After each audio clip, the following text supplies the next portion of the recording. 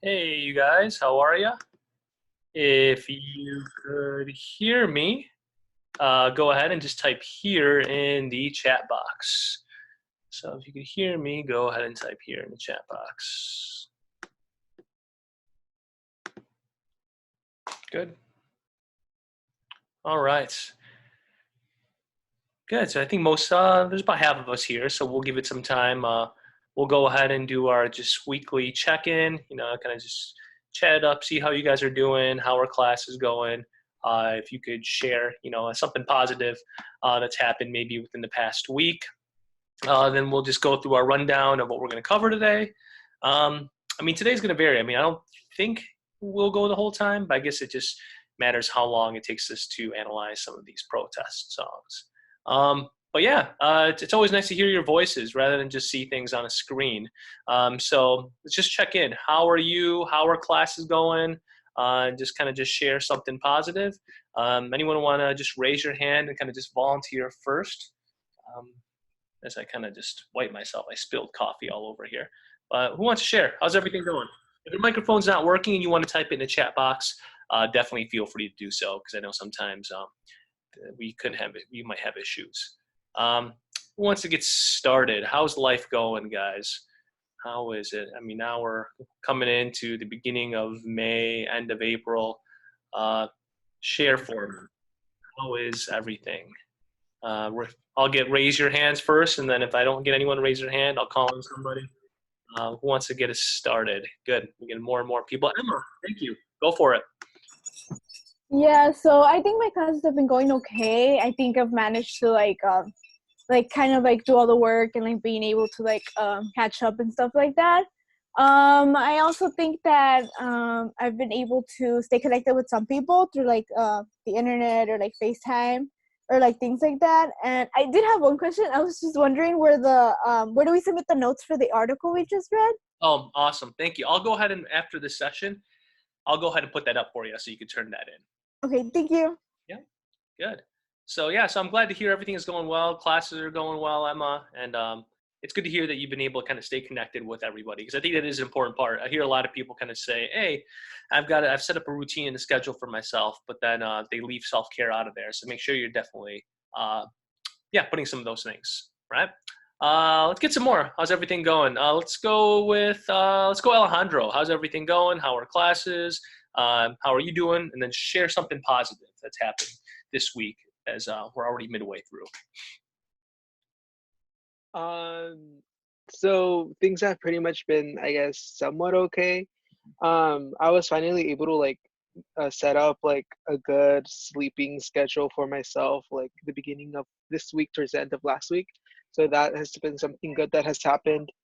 But I have like a lot of deadlines that are coming up.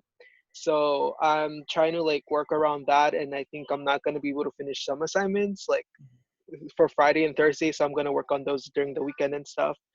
Um, but yeah, I think overall I've been as productive as I can be with my time, and I've also made sure that I also like spend my leisure time like playing some games or just like reading the news. Good. Yeah, I think that's important, just getting that balance. It's always nice to have some deadlines and have some degree of stress because I think it brings out the best in us, right? Yeah, thank you for sharing, Alejandro. It's good to hear that you're kind of managing all of that. Well, let's get a few more and then we'll get started. There's 16 of us, so uh, let's share. How is everything going? Anyone want to volunteer? Otherwise, I'll call on some people. Let's go with Eva. How's everything going?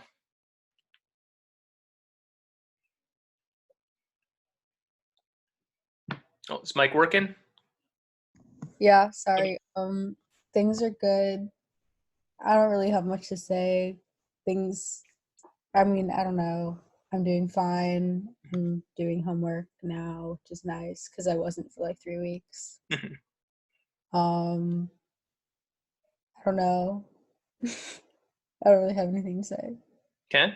Anything positive, would you say?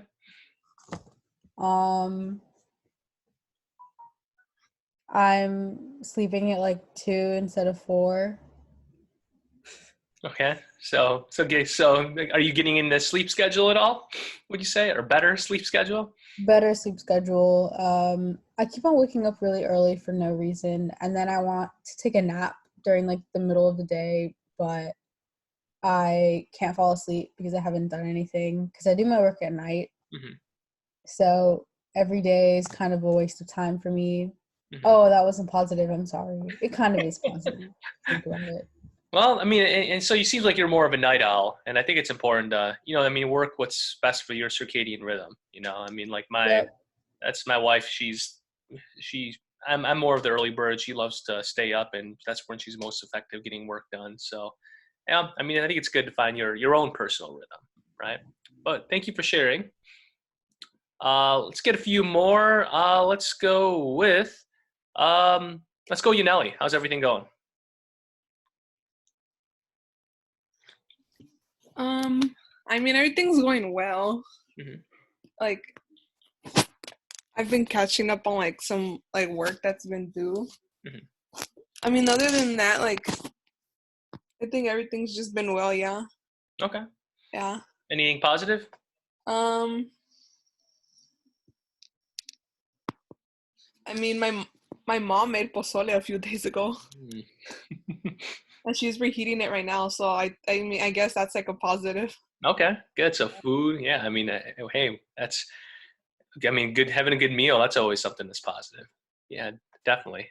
Excellent. Let's get one more. Let's go with. We got two Chloes in here. So one to yeah, Chloe. How's everything going? Hello. How are you, You Chloe? know, I am tired of quarantine, Yeah. but that's just kind of how it is. I'm doing my work. I feel like I'm actually more productive than I was before the LAUSD policy. I don't know. Just like the prospect of it not hurting my grade makes me do more work, I guess. Mhm. But I am very tired of quarantine. Mhm. Today I'm gonna make Red Lobster biscuits because I will miss Red Lobster. Oh, that's very positive. That's good. I mean, Red Lobster biscuits. I haven't been in a while, but I do miss Red Lobster. I'm with you. I'm kind of tired of quarantine as well. But yeah, I mean, I think looking at the positive, the good thing about you, Chloe, is you are someone that's a lot of you all. I mean, most of you, if not all of you, are all pretty intrinsically motivated. Where, I mean, you want to learn for the sake of learning, and I think that's the most important thing. As much as school is great because it serves an extrinsic motivator, I think just really digging in the information and doing things just for the passion of learning and bettering yourselves. It says a lot about your character. So I give you guys a lot of credit for that. Yeah, so everything for me is going pretty well. I mean, my classes, it is what it is. I mean, I enjoy, having to be able to meet with you guys once a week and just engage some intellectual discussion online. I mean, a lot of the work's been getting the kids, the juniors, ready for the AP exam because, as you guys know, there's a lot of questions that still come up about the logistics of AP testing. Some positives for me. I saw the amazing track video that Susan created yesterday. Thank you very much, Susan, for sending that to me. I'd say that was probably my highlight for the week. And just like kind of just saying what Chloe brought up is it makes me miss the normalcy of everyday life. I miss seeing y'all. I miss coaching track. I missed being able to teach history in person. And that really did. I'm not even joking. I mean, I'm not exaggerating. It did make my week. I mean, sometimes my Mondays are always tough. Mondays are always tough to find kind of getting in a rhythm, and I don't have any Zoom sessions Monday, so it's kind of just doing work, planning, and grading. And then, senior video Tuesday, yesterday, kind of just gave me the motivation to kind of just, hey, this is why we do what we do. Why teachers and coaches do what they do, and the most important element of school, of that socialization and that community. So thank you for doing that. So another positive is my wife and I, we did create a song. We created a history song, right? Which I think kind of fits in the theme for today of us being able to analyze historical songs, looking at specifically Vietnam. So for today, what we're going to do is we are going to, if you can, I'll have these questions up. We're going to listen to a series of songs during Vietnam. We'll go in chronological order from 1962 to about 1971. And I want you to analyze what lyrics stand out to you Why did those lyrics stand out to you? What emotions did the song evoke? Think about now. Think about back then. And then also, how does it compare to the other songs of the era once we go through a few of them? Then we'll tie in some information about LBJ, Nixon, and just their policies on Vietnam. Are there any questions at all? If there are no questions, type no so I know when we can move on. All right. So here's what we'll start off with. Just to add some positivity, because I know sometimes things can be a little bit, could be, it gets in a routine. So I'm going to test your historical knowledge here. My wife and I, we recorded a song yesterday, right? So we spent some time, we've been working on this song. I created lyrics. This is for talking about the Great Depression, right? World War II. And I know you guys know some information about Great Depression, World War II. So what I'm going to do is there's a link to the lyrics, right? It's at the bottom of the YouTube page. But we'll listen to this, right? And then we'll break down some of this stuff because there is some stuff that's relevant to today. Well, it's not Bob Dylan. 1 second. So if you want to look through those lyrics while I get this set up. My wife is definitely a better musician than I am, but here we go.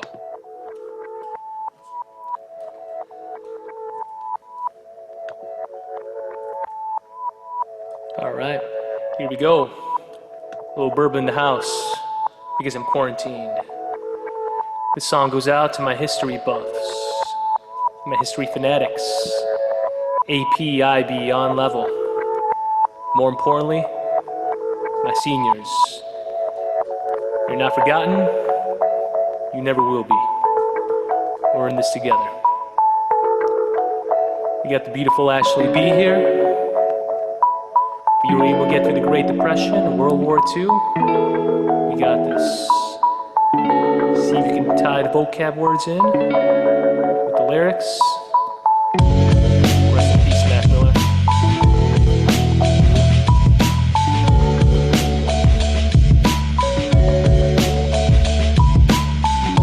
I never take a day off. Work around the clock. Stock market got me laid off. We tariffs so high, exports start to die off. Taxes so high, can't see the rise of Adolf.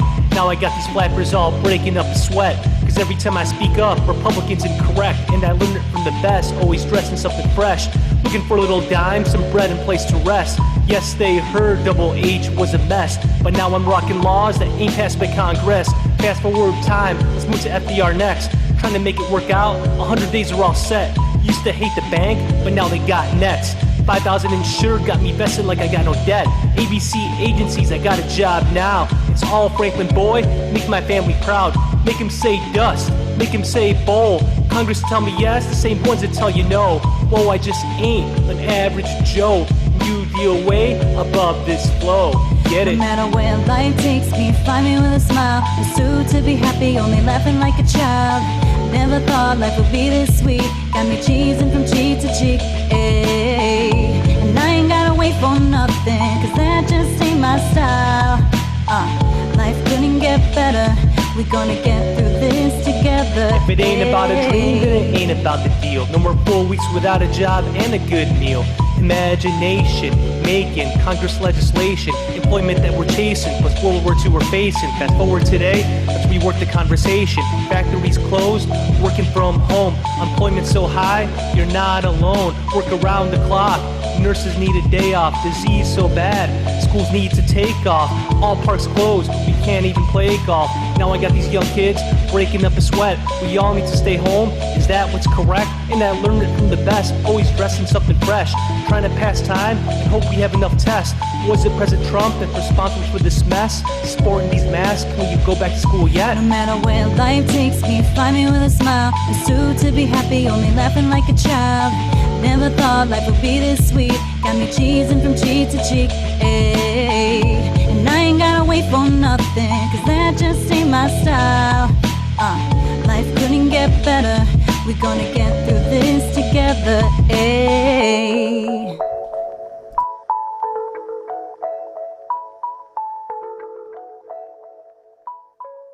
All right, so let's test your historical knowledge. Let's take a look at the lyrics. We talked a little bit about Great Depression, World War II. So what do you think? What stands out to you? I don't want to play that again. Just type in the chat box, or you can hit the raise your hand button.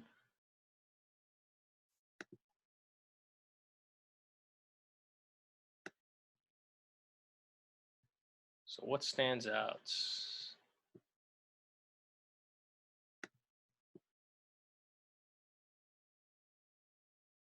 Anybody? You all are quiet today.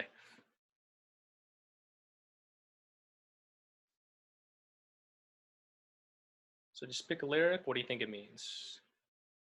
Yep. So kind of setting things, Flappers, reference to the Roaring '20s. Yep, because it is a Great Depression song, right?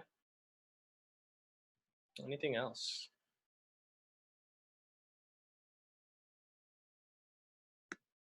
Hit the raise your hand button, or you can type in the chat box. Yeah, so what do you think that means, Samantha? Thank you for participating. Yeah, go for it.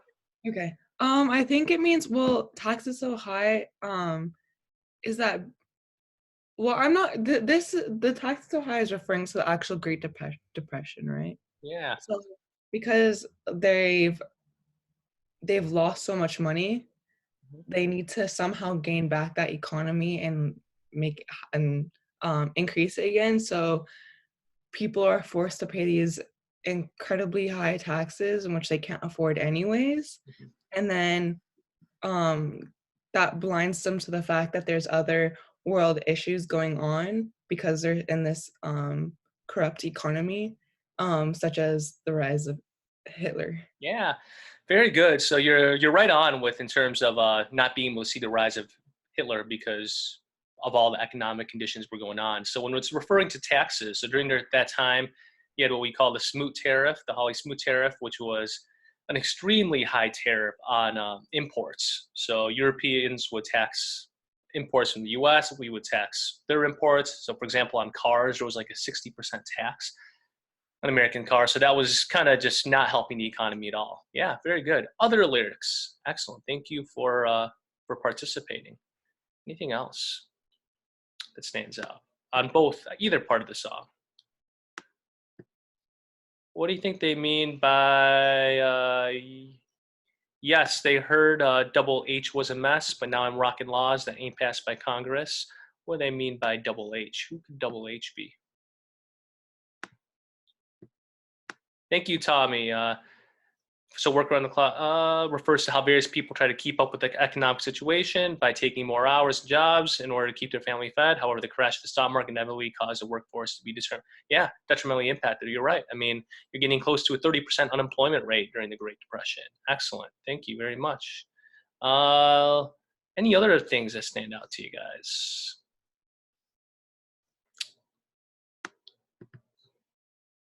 Anything else? What do they mean by, let's look at the, and of course we have a lot of stuff that's relevant today, right? Factories closed, working from home, employment so high, you're not in this alone. I mean, although we're not at the unemployment rate of the Great Depression, I mean, those are some things that people are concerned about, right? Virus so bad, schools need to take off.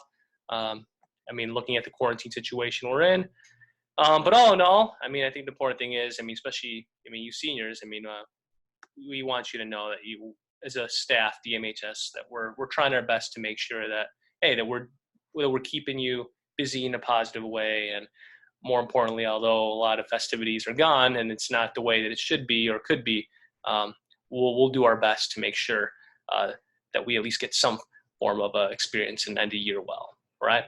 Any questions, comments, concerns?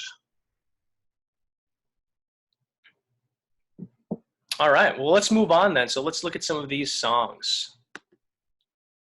Okay, so what I want you to do is I'm going to play some of these songs for you guys. We'll start off with Bob Dylan, and he actually states here, he says this isn't a protest song. So he starts off and says this isn't a protest song. So this is Blowing in the Wind. What I want you to do is kind of just look at the lyrics. The lyrics will actually show up on the screen for this one. what lyrics stand out to you, why did those lyrics stand out to you, and also what emotions you think it evoked now and then. And what we'll do is we'll compare it to the song after this, right? So we'll take a listen. Here we go.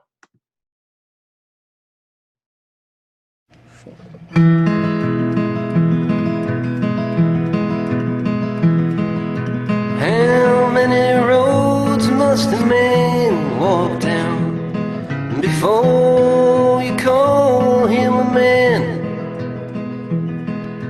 How many seas must the white dove sail before she sleeps in the sand?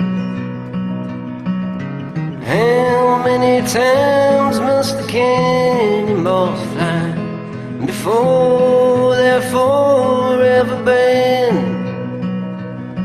The answer, my friend, is blowing in the wind. The answer is blowing in the wind. How many years can a mountain exist before it's washed to the sea? How many years can some people exist before they're allowed to be free? How many times can a man turn his head and pretend that he just doesn't see? The answer, my friend, is blowing in the wind. The answer is blowing in the wind. How many times must a man look up before he really sees the sky? How many ears must one person have before he can hear people cry? How many deaths will it take till he knows that too many people have died? The answer, my friend, is blowing in the wind. The answer is blowing in the wind. The answer, my friend, is blowing in the wind. The answer is blowing in the wind. All right. So I'll give you guys some time if you want to just Google what those lyrics are and think about what. Let's go ahead and ask questions A through D. Why did those lyrics stand out to you? Whatever you picked. I know Chloe is definitely. Thank you for getting us started. As well as what emotions you think the song evoked then, and as well as now, right? And John, I'm glad that you said that. I mean, there is some nostalgia that comes with this, right? Is if maybe you have like your parents or relatives have listened to it. Yeah, very good. So I'll give you guys some time to type in the chat box. If you want to raise your hand and share, feel free, go ahead and do so, and I'll call on you. Good, but Ramon's got us started.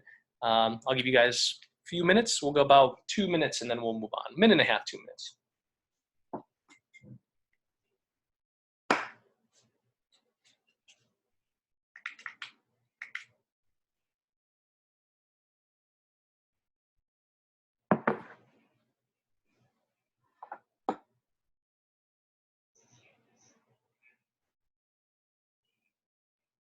This song is called Blowing in the Wind, if you wanted to take a look at the lyrics.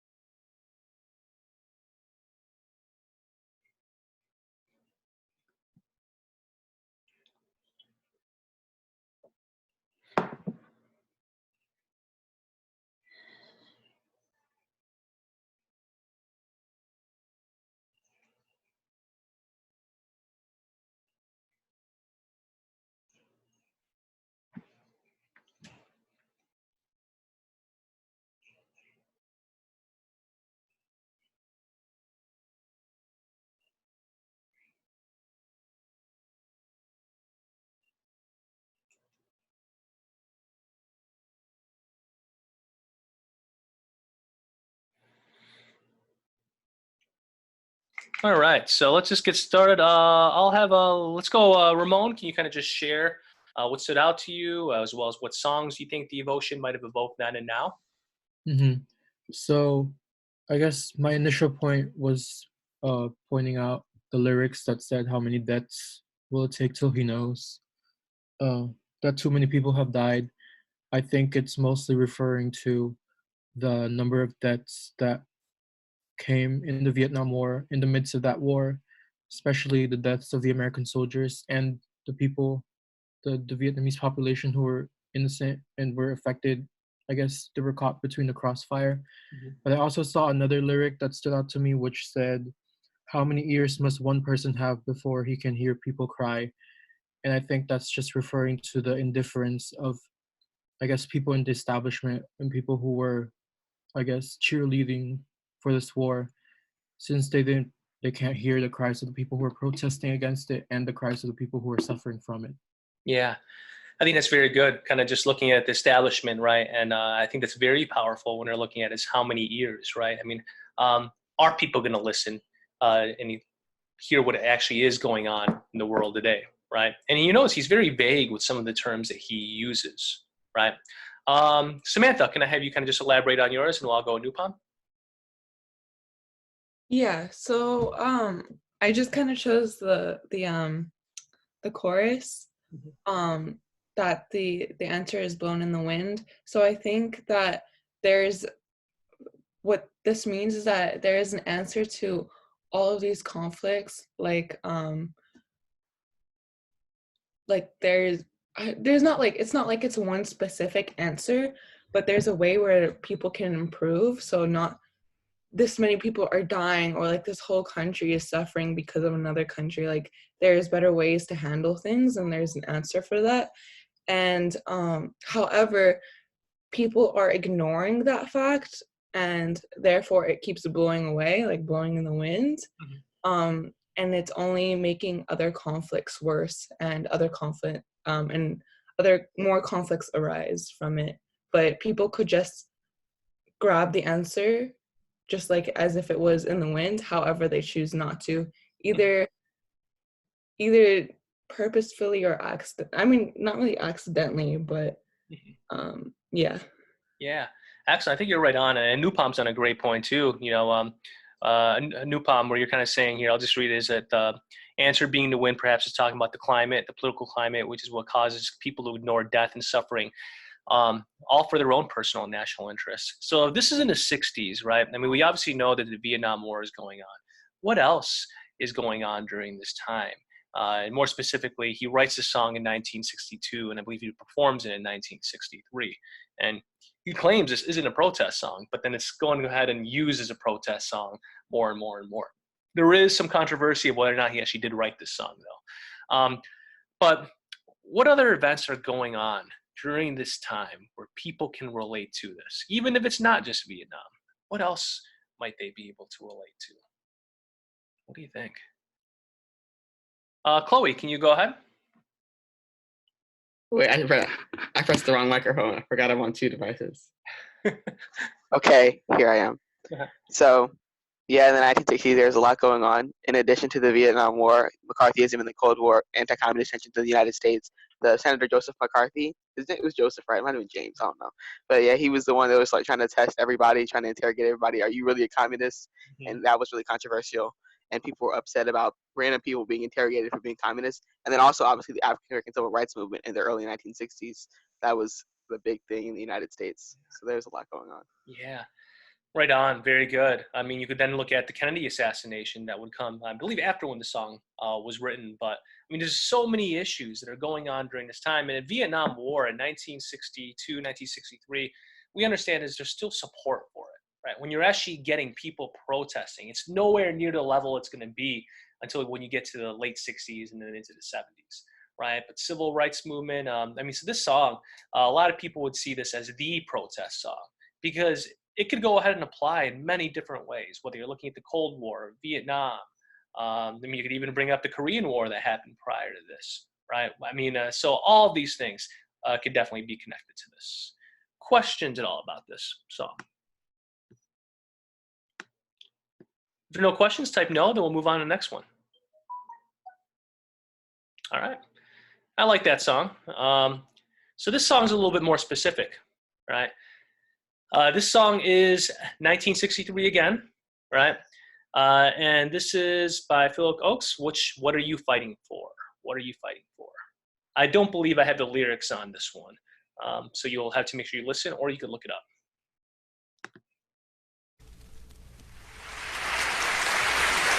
Oh, you tell me that there's danger to this land you call your own, and you watch them build the war machines right beside your home, and you tell me that you're ready to go marching to the war. Oh, I know you're set for fighting, but what are you fighting for? Before you pack your rifle and sail across the sea, just think upon the southern part of land that you call free. Oh, there's many kinds of slavery, and we found many more. Yes, I know you're set for fighting, but what are you fighting for? And before you walk out on your job and answer to the call, just think about the millions who have no job at all. And the men who wait for handouts with their eyes upon the floor. I know you're set for fighting, but what are you fighting for? Turn on your TV, turn it on so loud, and watch the fool a-smiling there and tell me that you're proud. And listen to your radio, the noise it starts to pour. Oh, I know you're set for fighting, but what are you fighting for? Read your morning papers, read every single line, and tell me if you can believe that simple world you find. Read every slanted word till your eyes are getting sore. I know you're set for fighting, but what are you fighting for? And listen to your leaders, the ones that won the race, as they stand right there before you and lie into your face. If you ever tried to buy them, you know what they stand for. I know you're set for fighting, but what are you fighting for?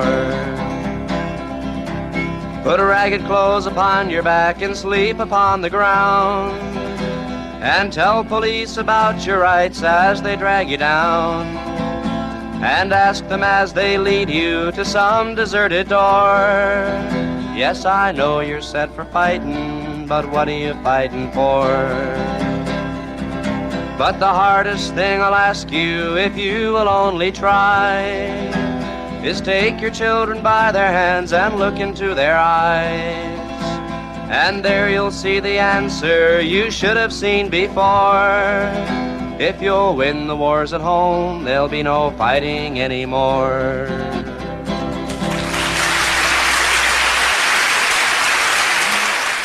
All right, so I'll give you guys some time, and of course, if you would rather raise your hand instead of type it, just raise your hand. But there's a lot here. I think the song is very deep. Not saying the other one isn't, but this one's definitely more specific. What lyrics stand out to you? And I want you to think about the emotions that it evokes. How does this compare to the last song? Do you think this song could still be applied today in any way? So give you guys some time. If you want to look it up, it's titled "What Are You Fighting For?" This is 1963. So I'll give you some time. Go for it.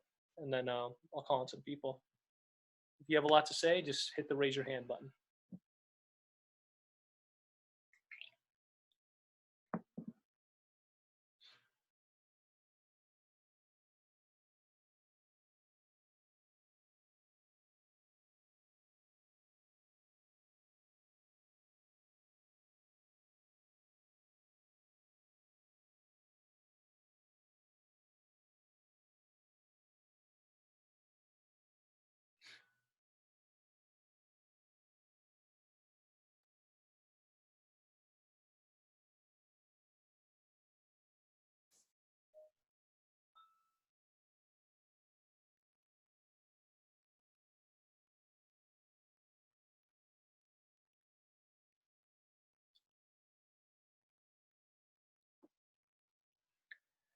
I do want to get started because we have a lot of songs to go through, and some of these songs you might be more familiar with than others.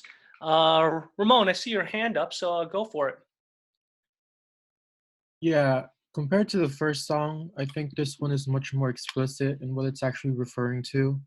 I guess we see the references to the Vietnam War when it says, just think about the southern part of the land you call free.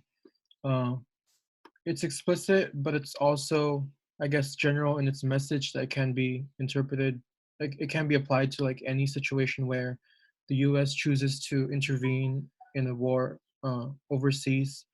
I guess the message of this song is all about it's all about questioning the reasons why the United States chose to go into war in Vietnam Yeah, and what are they really fighting for.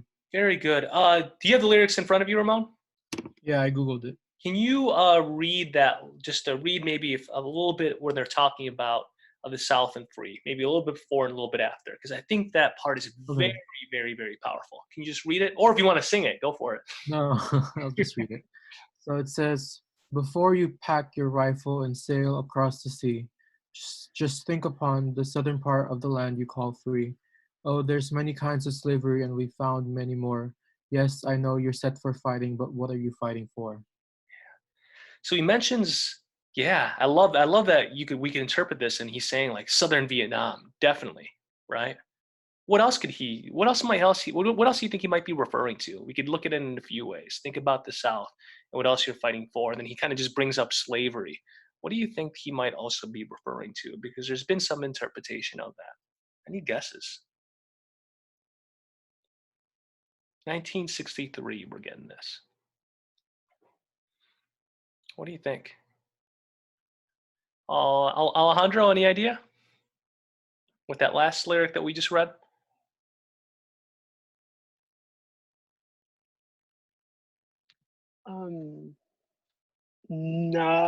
Not really sure. I mean, I think that overall, I think going to like your previous question on how this song I think really transcends its time to some extent. I think that this song could have just as easily probably served in like the time in which we got into the war in Afghanistan, right? I think that's something that it really kind of showed me. And I think really like the idea of, I guess, the way in which like the American people, especially those people who are in like the working class and lower classes, are basically driven off into war under these lies. And yeah. Yeah, and one of the things that you mentioned, I think, kind of makes that connection back, is a lot of things that are going on at home, the working class, the lower class, right? Ramon, is your hand up? Yeah, I kind of had a realization. Yeah, go for it. So, but I don't know, this might be a wild guess. Based on the lyric that I've read, when it says, just think upon the southern part of the land you call free, there's many kinds of slavery. I thought of the Civil War, just because it's in the South and there's slavery. And it's like this song was like written 100 years since the Civil War. So I don't know, that might be a wild guess, but yeah, I think a connection I found to like domestic issues. Yeah, because he says in the land that you call free, right? And he's referring to the South, and he mentioned slavery. In 1963, remember, the civil rights movement is still going on at this point, right? With the Civil Rights Act isn't passed until 64, 65. So one of the things that he is also discussing is just the inequality that exists in our front, but yet we're going overseas and we're fighting over these things, right? So other things, Yaneli, can I have you read your response and discuss?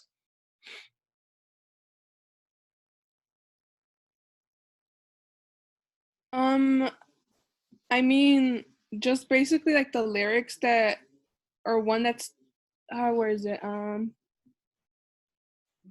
Like I know you're set for fighting, but what are you fighting for? I feel like from what I understood, it's like, maybe like they're like probably in good conditions to like fight, but it's like basically the second part, like, what are you fighting for? It's like, why are you doing this? Like, for what cause? I mean, I think that's what I understood. Yeah, he's definitely questioning the cause, right? And he's making that connection. If we have so many issues that are going on in our home, why are we going overseas? And I think, going to Yanel, you bring up an excellent point, as well as what Alejandro was saying, is you could make reference to this in terms of any war. I mean, after World War II, right, where we're questioning, we have all these issues at home, but we're going overseas. What are we fighting for, right? Emma, you bring up some excellent points here. Can you elaborate? Yeah, I really I did think that the song really called for, like, I think critical thinking, in the sense that it encouraged the public to not only like support like the war just because of like patriotism and things like that, but to like really like understand and see like what's going on and what's like what they're really like fighting for, as it says in the song, and to really like pay attention. I think one of the things that was mentioned was also to like at the like newspaper and media, and to like read very in detailed, and I think that made a reference to like really understand like what's going on, instead of just taking it for like what has been said. And I think the whole idea of, I think what we were talking about before about the rights one, the one that Mamacita was talking about. Well, I looked it up, and in 1963 is when the president sent a comprehensive civil rights bill to Congress. So that was like after like the freedom rights, and this is the same year of the riots and the bombings in Birmingham. Yeah, right on. Excellent. Very good. Great connection, right? So a lot of these songs, you'll notice, I mean, they're protest songs, but they're not just against Vietnam. They're also going against a lot of the ills that are going on at the home front, right? I think that's one thing that you brought up is just looking at the media. When you're looking at war media prior to this, when you're looking at World War II, all media was meant to support the war, right? That was the purpose of newspapers, of the radio. But all of a sudden, once we start getting towards Vietnam, things are starting to change a little bit, right? People are starting to see images that are going against the war effort. But you're also getting politicians that are lying, that are saying, hey, everything is going according to plan. So what he's saying is, you're getting these politicians, these leaders that are lying, and you have to question them. And this is in 1963. Things are slowly going to become, I would say, with our Vietnam policy, more and more aggressive. Questions at all about this? I'm seeing some great points. Isaac, it says, and tell police about your rights as they drag you down, reference to anti-war protests and police violent tactics. Yep, and this is still, things are, I don't want to say, I would say that would be more, you could look at, not necessarily anti-war, but you're looking at just civil rights, right? Once we get to 67, 68, then we're going to see a lot of that in anti-war, okay? So let's take a look at Barry McGuire. So this is 1964. I'm actually going to skip this one, although I do like it just because for the sake of time, because I want to get through all of them. But let's look at this. So 1964 is a very important year, all right? A couple things that happen here. 1964, we have the Gulf of Tonkin Resolution. Who remembers what this might be, looking at the Gulf of Tonkin Resolution? Does anyone remember this? I'll sum it up for you just because I want to get through it. The North Vietnamese, they go ahead and torpedo and attack the U.S. destroyers, right? So it's showing how aggressive the Northern Vietnamese are, how aggressive the Viet Cong and Viet Minh are. So what we end up getting is the Gulf of Tonkin Resolution. The Gulf of Tonkin Resolution. What do I mean by take all necessary measures? What does that mean? Congress authorizes the president to take all necessary measures. Ramon, go for it. This resolution was basically giving the president powers to take military action to fight back against the North Vietnamese. Yeah, any military action. So you're looking at basically almost giving a blank check of however many troops that you need, go ahead and take that. Because remember, this is during the Cold War, right? Whatever you need to do to stop communism, going back to Eisenhower's domino theory, go ahead and take it. And obviously, when we're looking at this, a huge trend here, when you're going to 65, 66, 67, 68, just the amount of troops that we're sending over, all right? And this is under the presidency of Lyndon B. Johnson. Yeah. And that's just the image that I kind of just showed you guys. So what this song is titled, this is titled Lyndon B. Johnson. Assured the public that everything was going well. But before actually I go to that song, I want you to listen to the sound clip.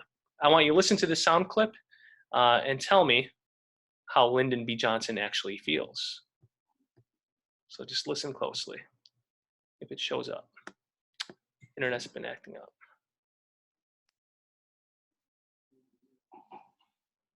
One second. Here it is. So listen closely. Nope, that's not it. There's another one up here. Here it is.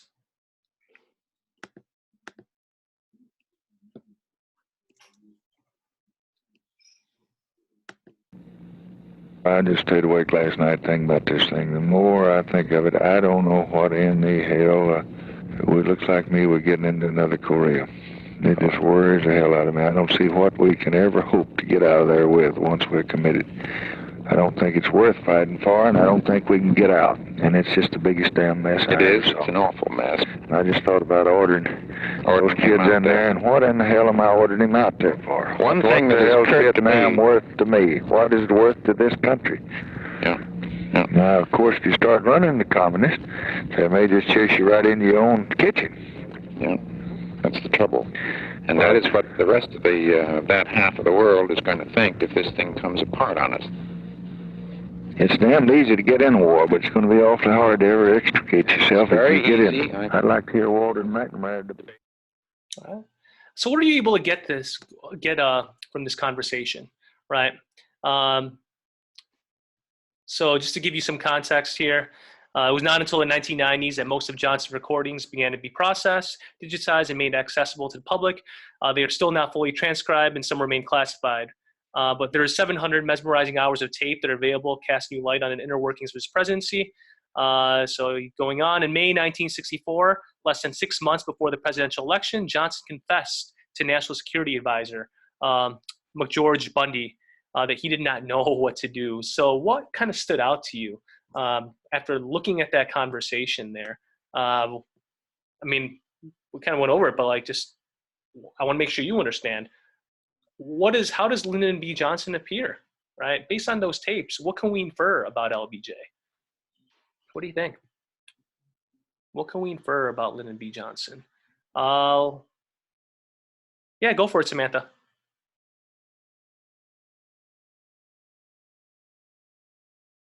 Mic working?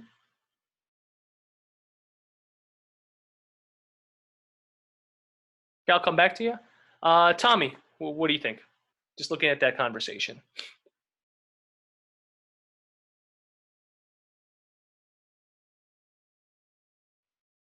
You there, Tommy? Yeah. Yeah. I was mostly thinking about how it sort of references like the sort of state that these politicians were at, or not politicians, but like the state that all the high powers were at, in the sense that they sort of had no real idea what they were supposed to do in this sort of situation. Yeah, that they had no idea exactly what the heck that they were doing.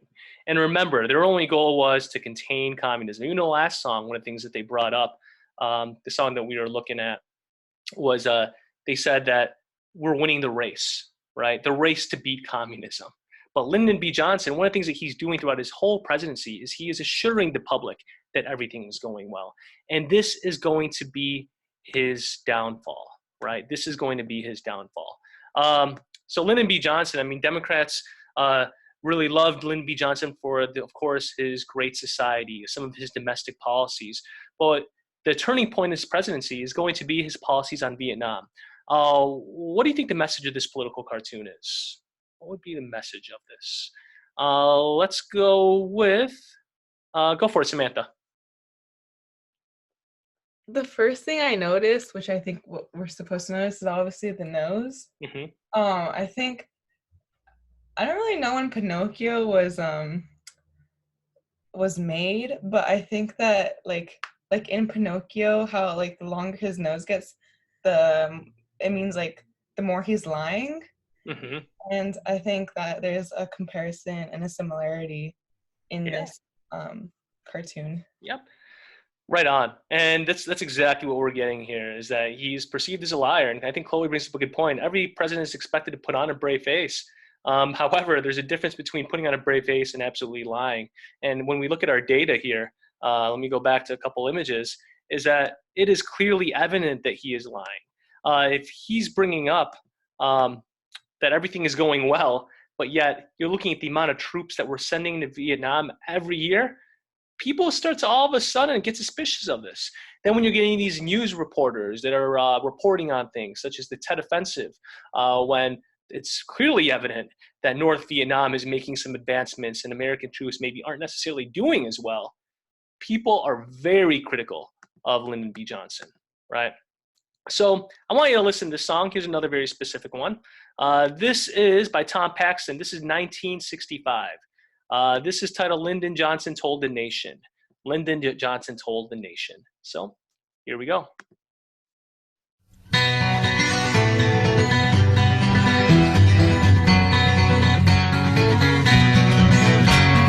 I got a letter from LBJ. It said, "This is your lucky day. It's time to put your khaki trousers on. Though it may seem very clear we've got no jobs to give you here, so we are sending you to Vietnam." Lyndon Johnson told the nation, "Have no fear of escalation. I am trying everyone to please. Though it isn't really war, we're sending 50,000 more to help save Vietnam from Vietnamese." I jumped off the old troop ship and sank in mud up to my hips. I cussed until the captain called me down. Never mind how hard it's raining, think of all the ground we're gaining. Just don't take one step outside of town. Lyndon Johnson told the nation, "Have no fear of escalation. I am trying everyone to please.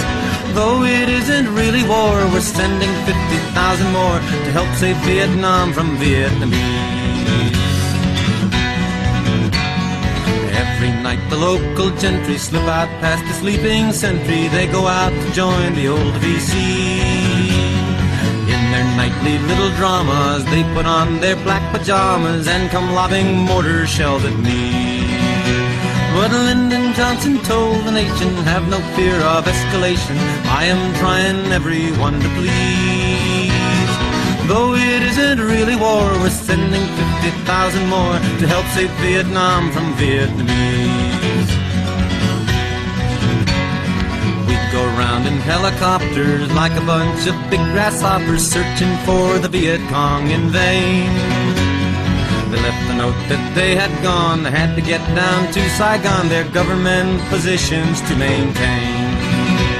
And Lyndon Johnson told the nation, "Have no fear of escalation. I am trying everyone to please.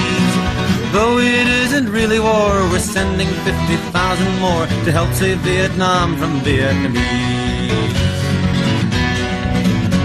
Well, here I sit in this rice paddy, wondering about Big Daddy, and I know that Lyndon loves me so.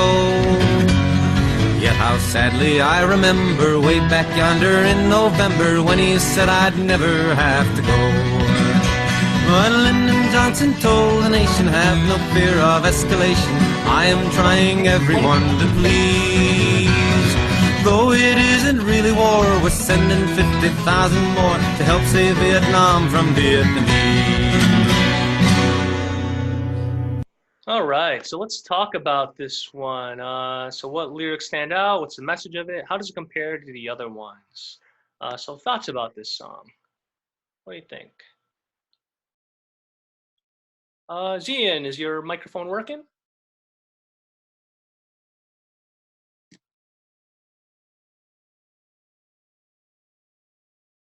Okay, if it's not, okay, go for it.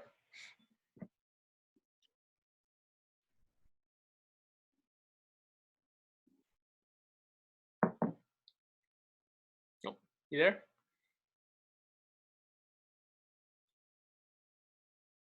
Okay, no problem. If you want to just type in the chat box, go for it. Let's go, Isaac. What do you think?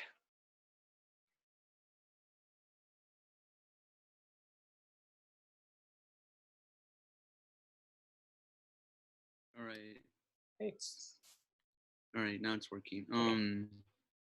So what I thought about the lyrics of the song is mostly what I'm most surprised about is like how when it said trying to please everyone.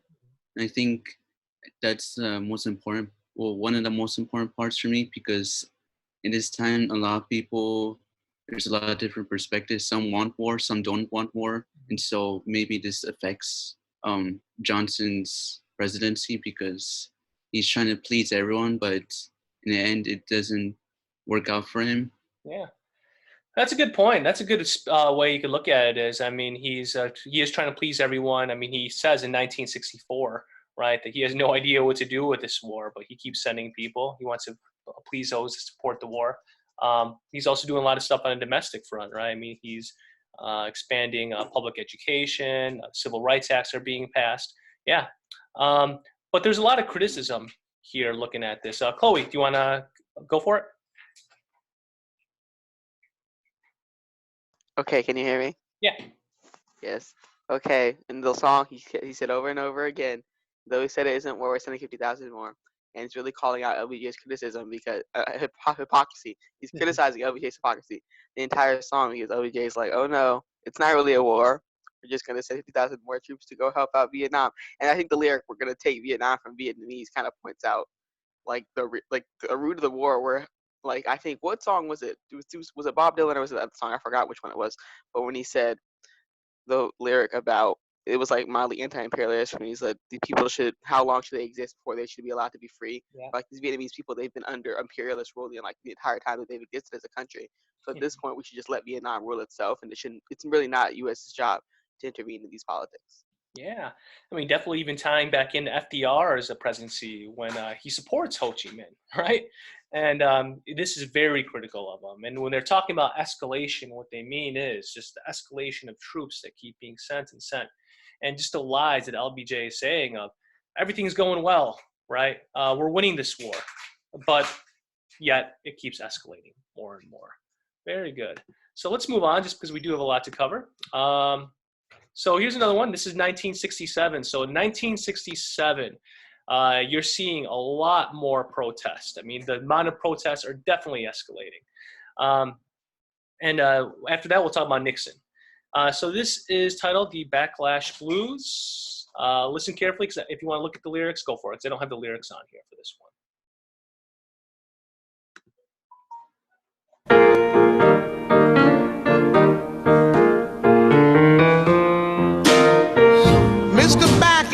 Mr. Backlash, just who do you think I am? You raise my taxes, freeze my wages, and send my son to Vietnam. You give me second-class houses and second-class schools. Do you think that all colored folks are just second-class fools, Mr. Backlash? I'm gonna leave you with a backlash blues.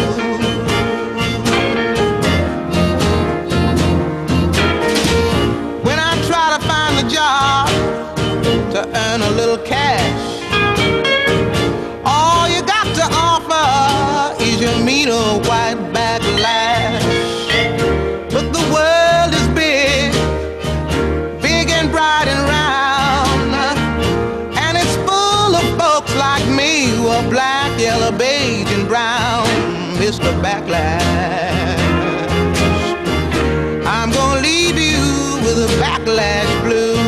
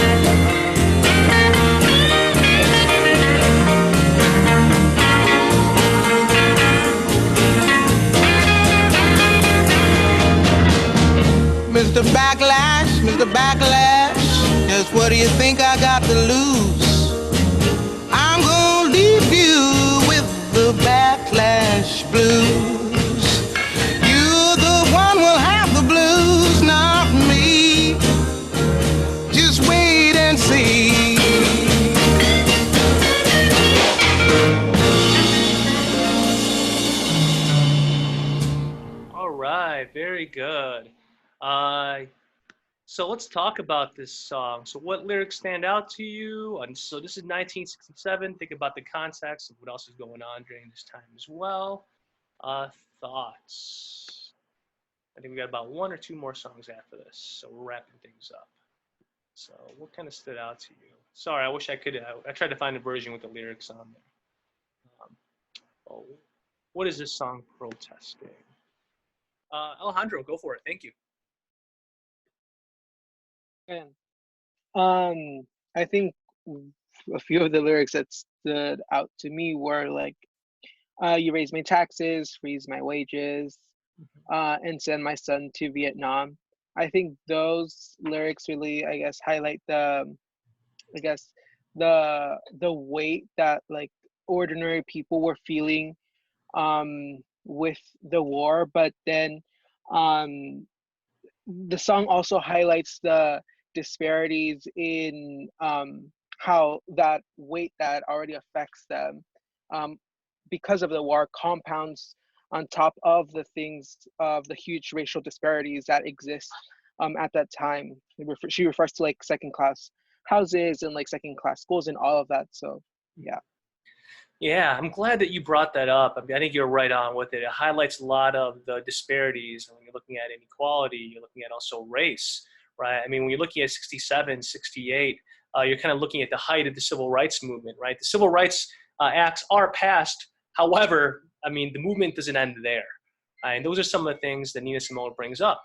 So this song, actually, there was a poem written by Langston Hughes, and then Nina Simone goes ahead and she kind of just makes some changes, and then she creates a song. But of course, you're looking at the backlash of Vietnam, but as well as inequality, and as well as the wealth and racial inequality that exists during this time.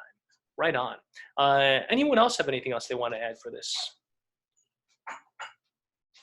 Good. So, I mean, I would say this song has a lot of, I mean, you'll notice a theme with a lot of these songs. There's a lot of protests, not just with the war, but as well as the issues that are going on at the home front, right? Chloe, can I have you kind of just sum yours up? Okay, can you hear me? Yes. Yes. So in the Vietnam War and in the Korean War and in World War II and every U.S. war since like the Civil War, people of color, Black people, brown people, Asian people, they would go to fight and they come back and they're still subject to the same treatment that they were before they left. They don't get like elevated like, oh, they're a veteran, they fought for our freedom. No, they're a person of color first. So they're still getting like that racism is the first thing that still hits them, even though they went and fought for the United States in the war. And Nina Simone did talk about that. Right on. I think you're right. Anyway, you're looking at, I believe Martin Luther King Jr. is assassinated, I believe in 68. Someone Google it for me, double check. Having a brain fart. But yeah, so, and you're seeing that. I mean, obviously there is, despite the Korean War, Vietnam War, World War II, you can even go back to World War I. I mean, heck, we're reviewing the Revolutionary War and the French and Indian War, and still second-class citizens. So I think she really highlights that. Yeah, so excellent. Thank you very much. Good, April 4, 1968. So let's go on to the next video. All right, so let's look at Nixon. I mean, we could spend so much time looking at Nixon. I want you to make a 2-column chart. Just look at the pros and cons of Nixon. I remember you guys asked me, who do I think is the worst president in history? I hate this guy. I'm going to be completely honest with you. I can't stand Nixon. So definitely mention the cons. There are some pros, you know, we'll put them on trial. But we'll discuss this because one thing I want you to understand is the Vietnam War could have ended in 68. It could have. It could have ended in 68, but it does not, right? So here we go. I think this video is very important because it highlights the next song after, and I'll give you guys some choice of which song you want to listen to. Here we go. Yeah, I mean, he would, but he resigns, right? Right before it.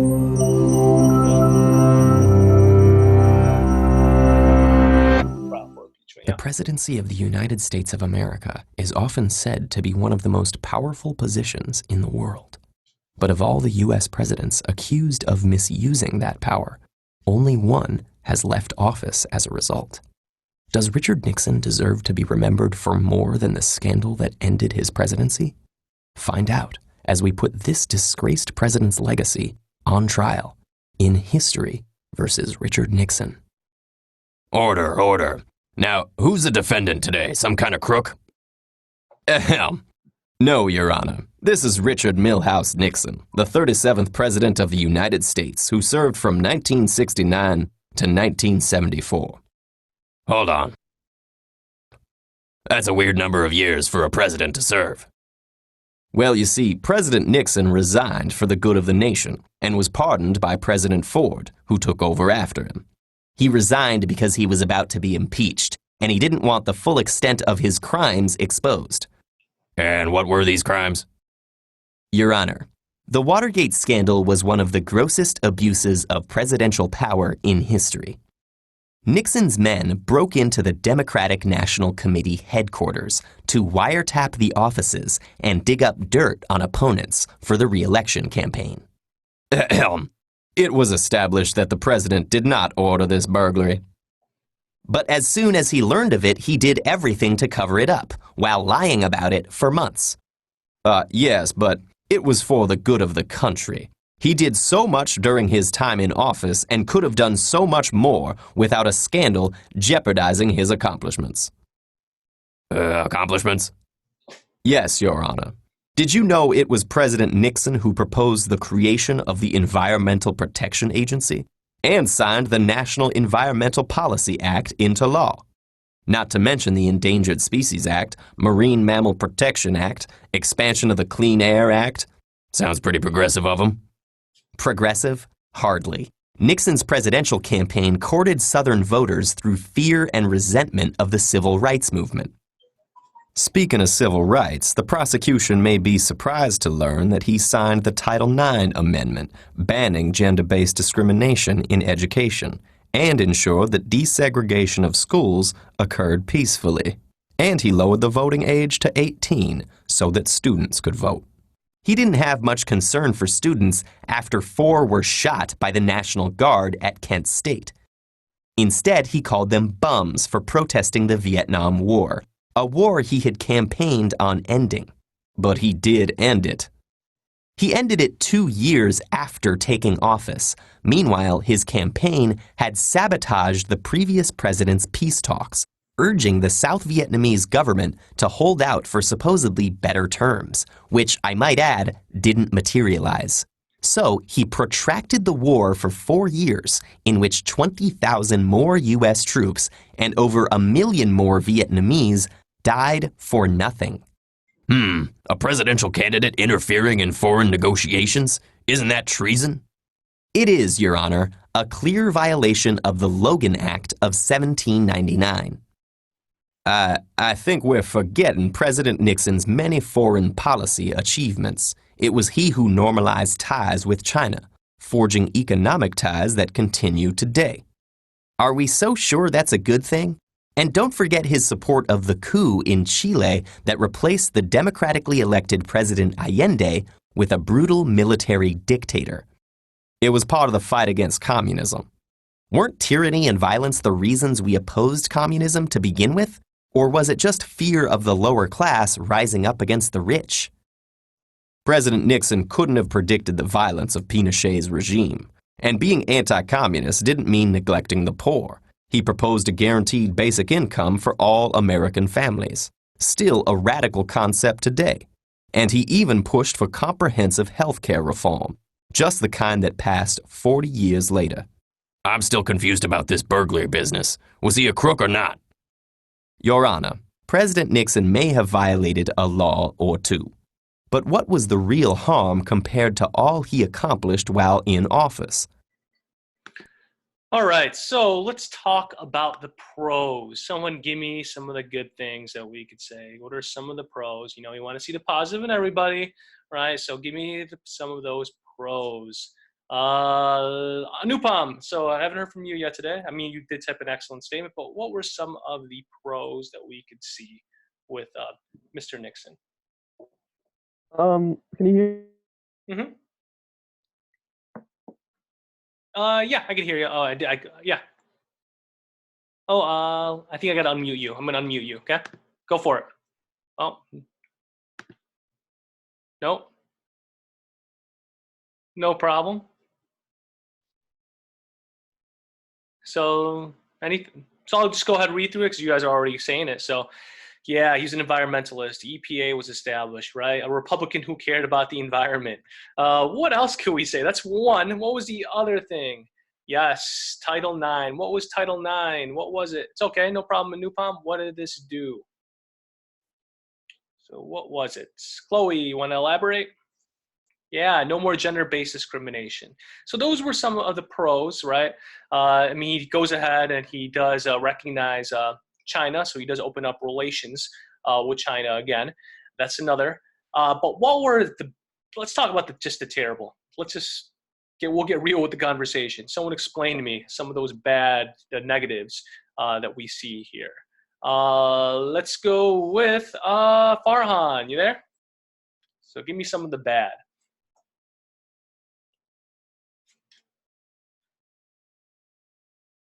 There, Farhan? Let's go with Ramon. Oh yeah, I was about to say corruption and how he tried to break into the DNC's headquarters for his own political gain. I would say that's a bad thing. And I would say that's a bad thing still today with other presidents doing it. Yeah. You're just looking at corruption. I would say the biggest thing is you're looking to threat to democracy. Not once, but twice. Twice Nixon does this. How does he win the election? What does he do that ends up having him win that election? No problems, Farhan. So 1968, Nixon, he ends up, Nixon could have, or not Nixon, sorry, LBJ actually perhaps might have been able to win. Because what was it that LBJ was doing in 1968 that could have went ahead and changed his image completely? Did anyone catch that? What happens in 1968 that Nixon does that is completely wrong? He cannot do. He goes against, I believe, what was called the Logan Act. What was it? Anyone catch that? They probably should have spent more time on it. Wait, does this work now? Yeah, I gotcha. Yep. I'm on, not yet. I mean, that's going to be later on, right? But what happens before he's elected president? So later on he does, but before he's even president. Yes, foreign negotiations. Right. Alejandro, can you elaborate what he does that's illegal? He can't do that. From what I remember, what the video said was basically that he was negotiating with South Vietnam, telling them to basically hold out for a better deal so that they could end the war. So basically he kind of prolonged the war in that way during the time LBJ was in there. Excellent. He's putting his political career over, right? What's best for the United States. People want out of Vietnam, right? And we could have been out of Vietnam in 1968. There were negotiations that were going on between North and South Vietnam. And what Nixon does is he says, hey, just hold off a little bit. If I become president, one of the things that I'm going to be able to do is we'll make sure that we get a better deal. Just hold off. That war could have been ended in 1968. I mean, I want you to think about that. I mean, have there been other times throughout history where presidents have went ahead and put their own political career and have kind of bended the rules to favor them? However, it's jeopardizing democracy. I don't know. Yeah, there definitely has. There definitely has. I wonder who. I think you said it best, John. And then we're also, of course, getting, the tapping, as Emma said. We're also of just phone lines of people that he feel are a threat to society. You're also going ahead, of course, of going in and putting in dictators in place, such as Pinochet, that favored democracy over communism, right? We're also going ahead, and also another example that you can look at is, of course, trying to break into Democratic headquarters. All of these things are a threat to democracy. So that's why we definitely put the cons over the pros for Nixon, right? Questions at all about that? I mean, if you ever listen to some of the tapes even just go on and talking about using nuclear weapons on Vietnam and Cambodia, right? He definitely was a madman. Definitely was a madman. One of his policies was called Vietnamization, and this is why he ends up winning right? Why he ends up winning. So by 1968, LBJ, I mean, he felt, due to his Vietnam policy, he felt as if that he was just done, right? That he had lost so much support because of his policy of escalation, of just sending more and more people. When we, I believe it's 60, right around, I can't remember the exact year, 66, 67, you get the Tet Offensive, when there's obviously evidence of Vietnam advancing, northern Vietnam, and the truth comes out that we're not necessarily doing as well as LBJ is saying. He's lost a lot of support from the Democratic Party at this point, despite some of his domestic policies of trying to end the war on poverty and just kind of advancing civil rights. But it's really Vietnam that ruins LBJ's legacy. A lot of people, even today, talk about the great things that LBJ has done in terms of ending poverty or just the war against poverty, but it's overshadowed by Vietnam, right? So what was this policy of Vietnamization? And this is why Nixon wins. I mean, Nixon, he wins the election specifically because he's saying he's going to get us out of Vietnam. What's going on here? So you'll notice it says Vietnamization right here. And then also it says, you have Nixon right over here. What do you notice about this soldier? What do we mean by Vietnamization? Any thoughts on that? Any guesses? Because he says we'll get out of Vietnam, but we need to do so in a gradual, in a way that still has honor and pride, and do this gradually, right? But what does he do? What do you notice about the soldier?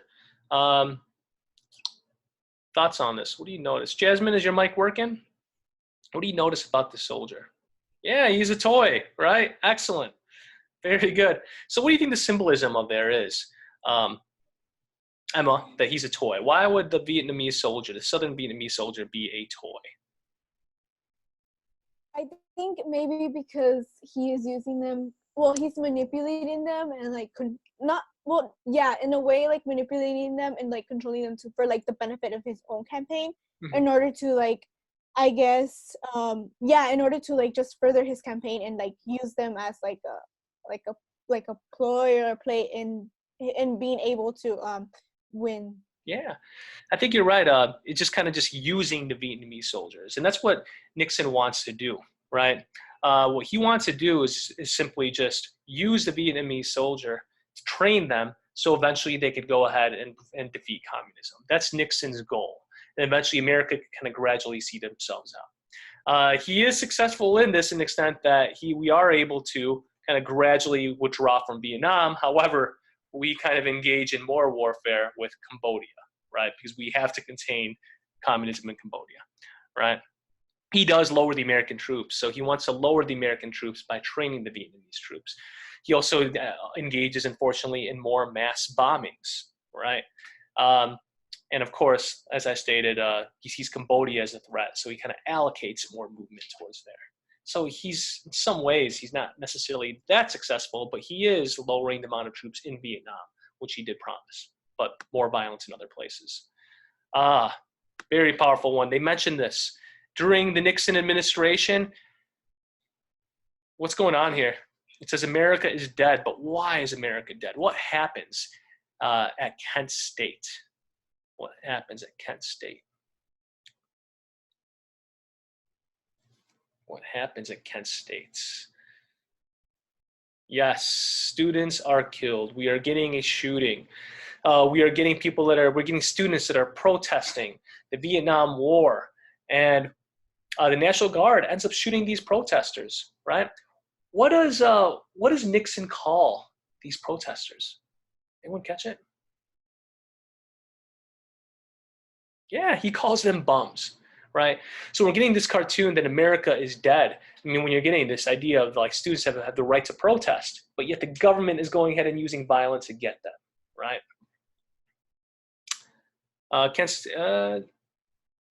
Chloe, want to elaborate? Do you know who Gun Girl is? Who's Gun Girl? I don't know who Gun Girl is. She's a girl, and she's white. She is a college student at Kent State University, and she's so pro Second Amendment.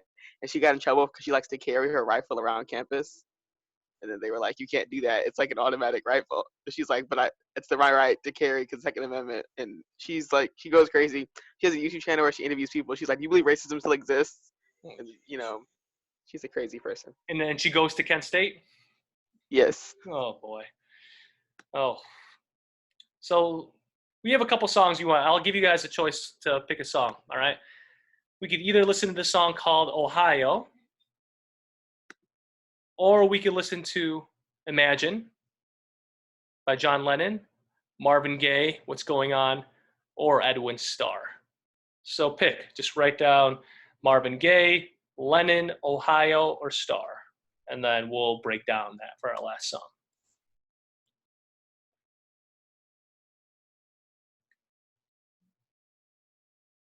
Okay? Oh, wow, everyone's everywhere. All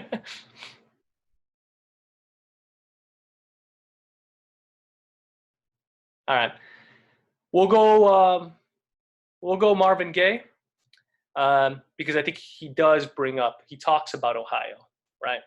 And then we should have time maybe for one more after that because this one's not that long. So here we go. Hey, what's up now, brother? This was make the Billboard top. Right on. Hey, man, what's your name?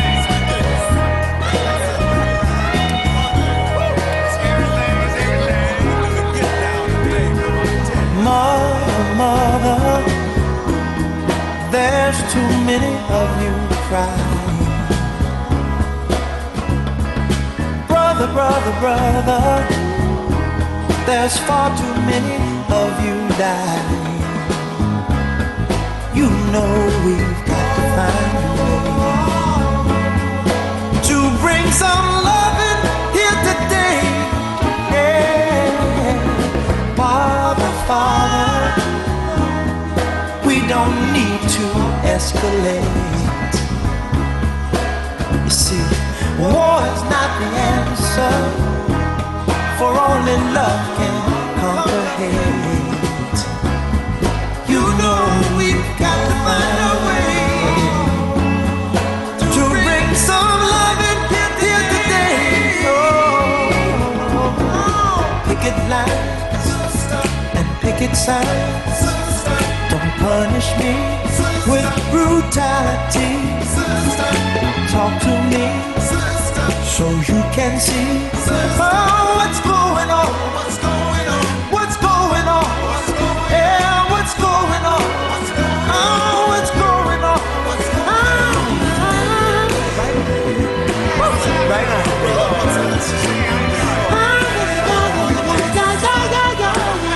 Hey, man, what's the name?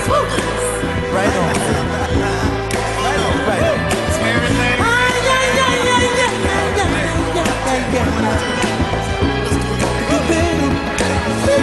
All right, I'm gonna stop it right there so you listen to a few of the other ones. So so when they say mother, there's too many of you crying. We can interpret that in a variety of ways. How could we interpret that? What do you think? This is so all these songs are 1971. All 1971. Yes, mothers of soldiers dying. Not only just soldiers, but who else? Yeah, the women losing their children that are being deployed. I think that's definitely the main one. You're right. But who else? Could be those that have been drafted. But what had happened before this? I mean, what was the last event that we just discussed? The protesters. Right on. Brother, there are too many of you dying. Talking about Vietnam, of course. You see, war is not the answer. For only love can conquer hate. Aha, I love this one right here. Father, we don't need to escalate. And I just actually noticed this now, and I could be wrong with this in his interpretation of it. What do you think he means by Father, we don't need to escalate? Because I've used that word escalate earlier. What do you think? What could he mean? I'm not 100% sure on this, but that word escalate is a vocab term under Lyndon B. Johnson. What do we mean by escalate? Father, we don't need to escalate. What do you think? What could that term escalate means? Okay, it could be escalate the war. Yeah, well, one of the verses about the LBJ. What does it mean when we're talking about LBJ and escalate, right? What is LBJ escalating, or what did he escalate? Yes, the increase in the amount of soldiers. So people, I mean, I think when I first heard the song, I think we don't need to escalate. I mean, you could almost look at it as emotion, like we don't need to escalate violence, right? But one way you could also look at this, if you really break this down, when people refer to escalate back then, they're looking at the amount of soldiers that are being sent over to Vietnam, right? Anything else stand out to you about the song? Here's one: picket lines and picket signs don't punish me with brutality. What is that referring to?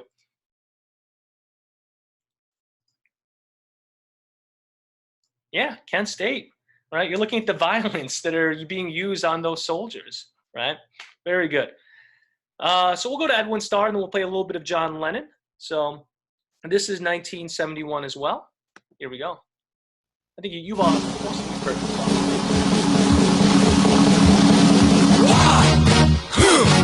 Yeah. What is it good for? Absolutely nothing. Yeah. What is it good for? Absolutely nothing. Say it again, y'all. Look out. What is it good for? Absolutely nothing. Listen to me. I despise.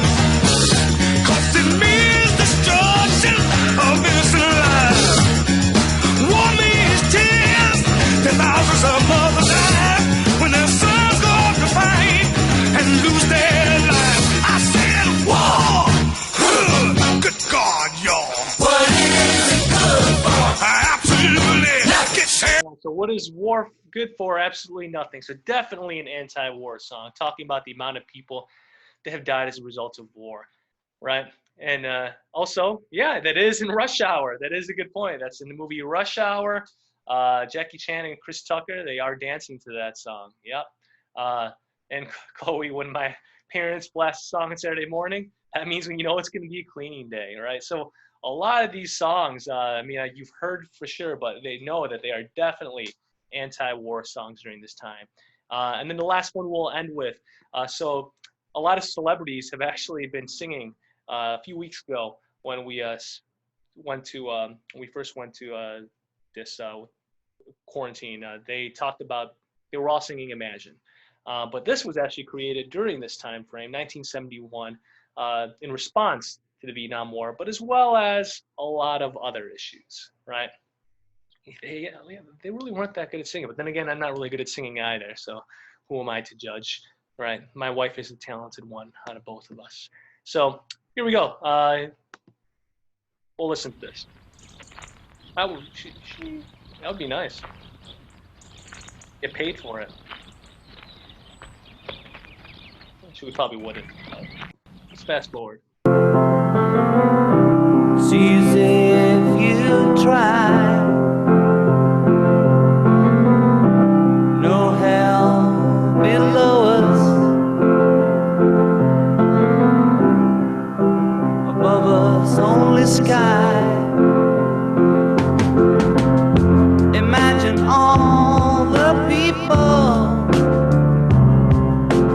living for today.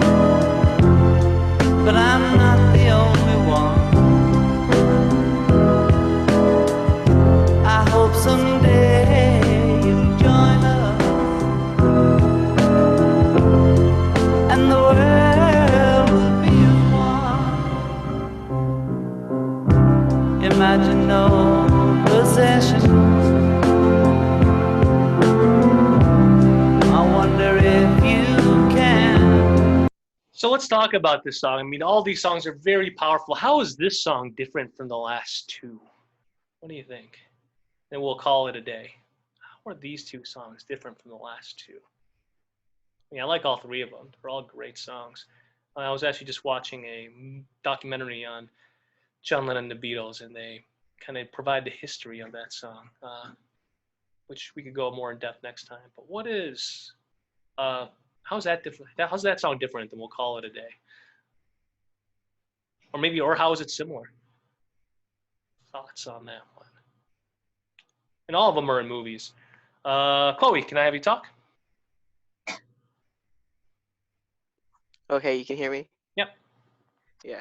So, the first two songs, What's Going On and War, they're like, stop crying. This is not good. We're fighting for nothing. Where this song doesn't really talk about the war. It talks about the other side of it. It talks about the peace. And imagine if there was no war. Imagine if it was peaceful. So it's a more positive tone, I think. Yeah, definitely more positive. And I would even say, like, it's less specific. When they're talking about imagine, right? They were talking about the dream. They're almost kind of talking about this utopian lifestyle where there's peace everywhere, right? You're free from possessions. You're free from difference of religion. So, although, I mean, we could definitely say that the Vietnam War and the issues during this time have an enormous amount of influence on the writing of the song.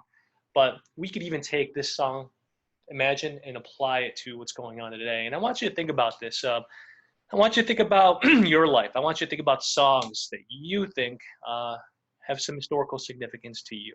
You don't need to do anything about it yet. I just want you to think about that. All right. Any questions for me at all? All right. Well, just go ahead, type here. It's good chatting with you guys. That's it for today. I'll see you all next week.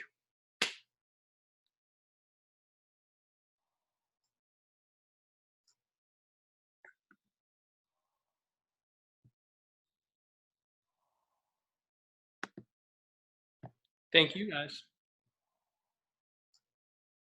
Thank you, Susan. I really enjoyed it. I saved it, showed it to my wife. It meant